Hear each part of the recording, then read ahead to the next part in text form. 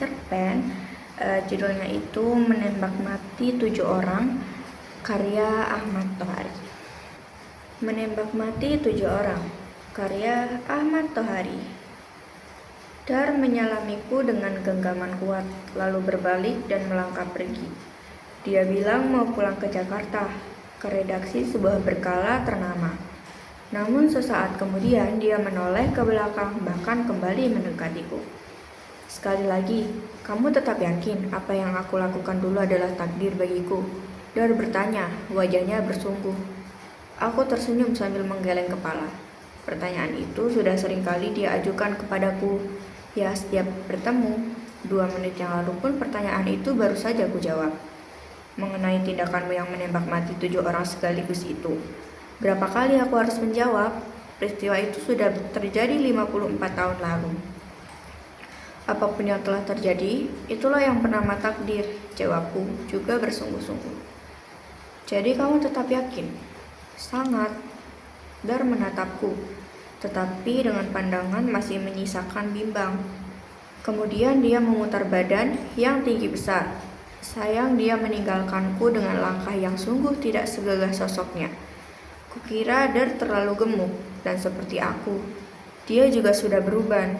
Tentu saja, 54 tahun yang lalu, Dar dan aku sama-sama sudah kelas 3 SMA. Hari ini kami berpisah di halaman sebuah warung makan.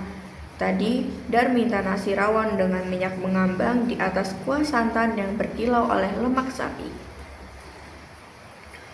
Dar menyambut bola voli yang diumpankan dengan gebrakan 2 detik lebih cepat daripada perkiraan regu lawan di seberang jaring.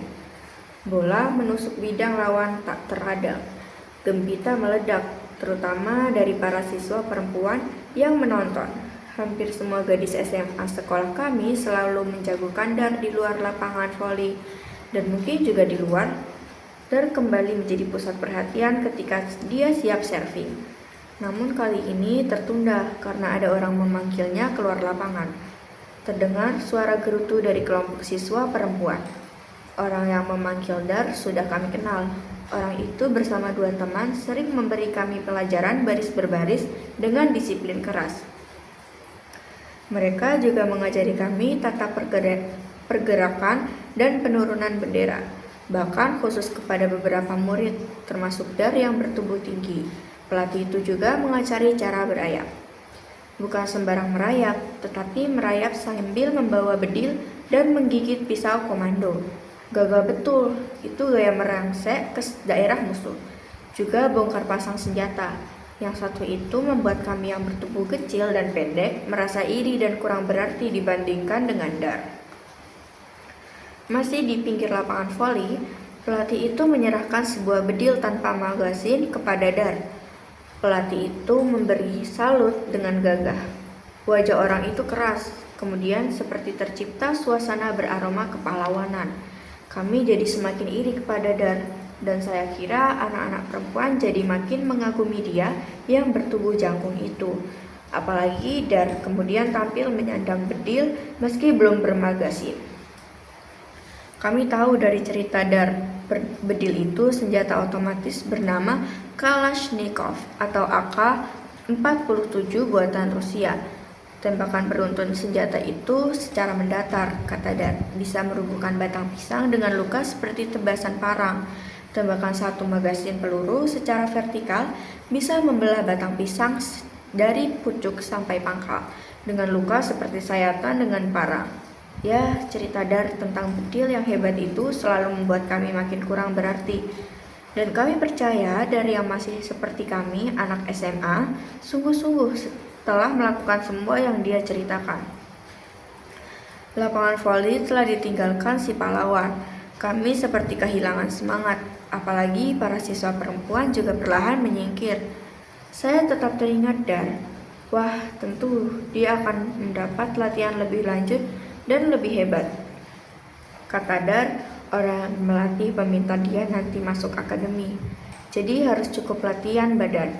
Dar mengiyakan apa yang kata pelatih karena perasaan tidak enak hati. Padahal seperti dia katakan kepadaku, Dar sesungguhnya ingin jadi pelukis. Dar bertanya kepada semua orang yang menjemputnya, Mau kemana? Karena perjalanan mereka memasuki hutan jati.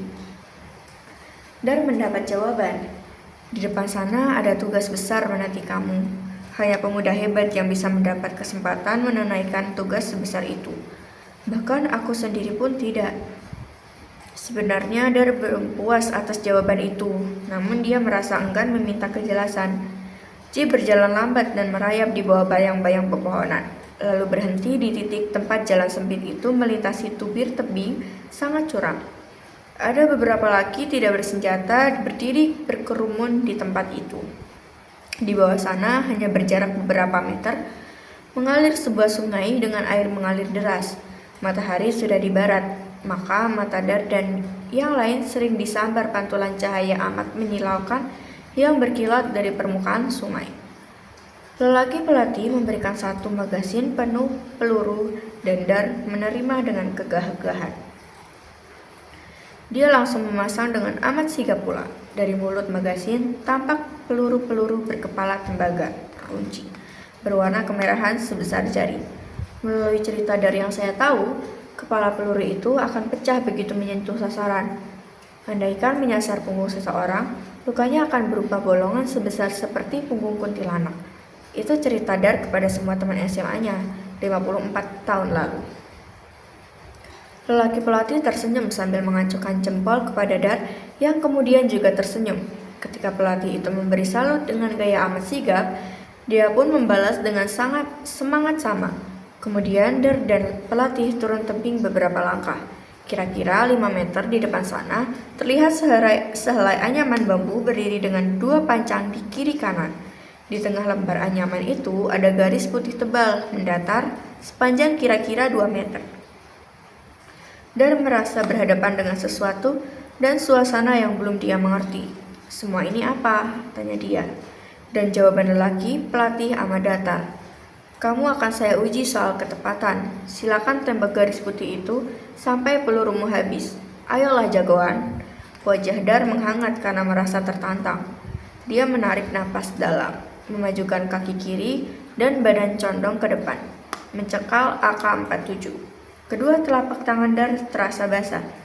Dengan sadar dia ambil posisi menembak secara gagah. Telunjuk kanan ketat di pelatuk. Tret. Dalam sekejap, garis putih tebal di lembar anyaman bambu itu nyaris lenyap oleh semburan peluru. 1 detik yang lengan sempurna. Dalam detik itu Dar hampir bersorak girang karena merasa telah jadi jago tembak yang hebat. Namun dalam detik kedua, dia sudah terjebak dalam kebingungan amat sangat.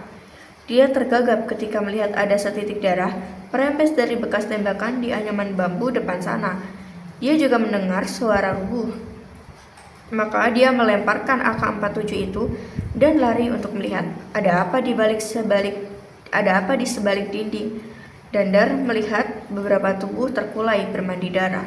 2 di antaranya terguling ke arah sungai dan kemudian 2 kali suara biur, air sungai langsung menjadi merah.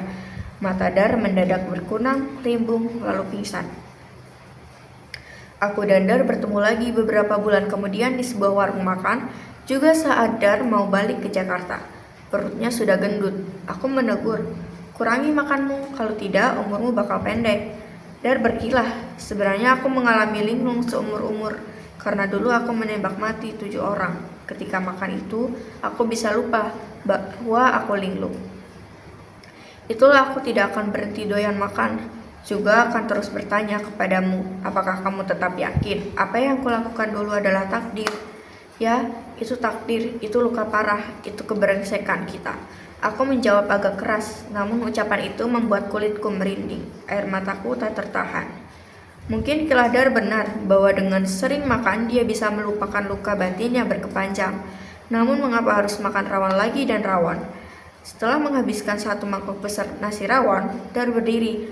Rupanya dia tidak mau mengambil posisi yang nyaman untuk bersendawa. Aku juga berdiri, bukan untuk bersendawa, melainkan untuk mengelus perut Dar. Kamu harus menjaga perutmu agar tidak bertambah besar. Itu bila kamu tidak ingin cepat mati. Sungguh, itu sekedar senda gurau. Maka aku dan Dar sama-sama tertawa. Namun sial atau apa, karena kemudian terbukti ucapanku sama sekali bukan gurauan. Beberapa hari sesudah itu, aku mendengar berita dan terkena stroke. Tentu aku ingin segera menengok dia di Jakarta. Namun sebelum aku berangkat datang berita kedua, Dar meninggal dunia. Ya Tuhan, 54 tahun lalu Dar menembak mati 7 orang. Hari ini Dar meninggal. Namun aku bisa bilang apa? Tentu, tak perlulah aku memohon ampunan buat Dar, karena Engkau Maha Tahu. Nah, aku mau mereview singkat tentang cerpen ini. Cerpen dengan judul Menembak Mati 7 Orang, karya Ahmad Tohari. Ini pertama kali diterbitkan dalam surat kabar, tepatnya pada 13 Oktober 2019. Kelebihan dari cerpen ini yaitu Ahmad Tohari itu berhasil ngajak pembaca buat masuk ke psikologis dari tokoh, yang dimana ia gak cuma gambarin tentang kejadiannya, jadi juga nyeritain tentang afternya, kayak trauma yang dialami tokoh, terus rasa penyesalan dia. Selain itu, cerpen ini juga ngejelasin bahwasannya tindakan kekerasan itu nggak berakibat cuma ke fisik, tapi juga ninggalin bekas dalam batin manusia. Jadi bikin kita ngerasa bersalah, terus punya trauma gitu. Mungkin bagian kekurangannya tuh ada di 7 korban penembakan, karena di situ nggak tertulis mereka tuh siapa sih. Jadi kita sebagai pembaca bingung mau bereaksi, kayak berempati atau gimana, karena entah itu mereka kriminal atau orang-orang nggak bersalah yang dijadiin korban penembakan. Terus cerpen ini terlalu menekankan di takdir, jadi mungkin bakal ada resiko pembaca salah tafsir bahwa kekerasan itu bisa dimaafkan atau dimaklumi dengan alasan takdir. Di masa sekarang ini cerpen ini relevan, apalagi di tengah-tengah isu kayak konflik bersenjata, terus militerisme, terus trauma pasca kekerasan. Nah, cerpen ini ngasih tahu kita bahwasanya seorang pelaku juga bisa punya rasa trauma dan rasa bersalah atas apa yang udah mereka lakuin.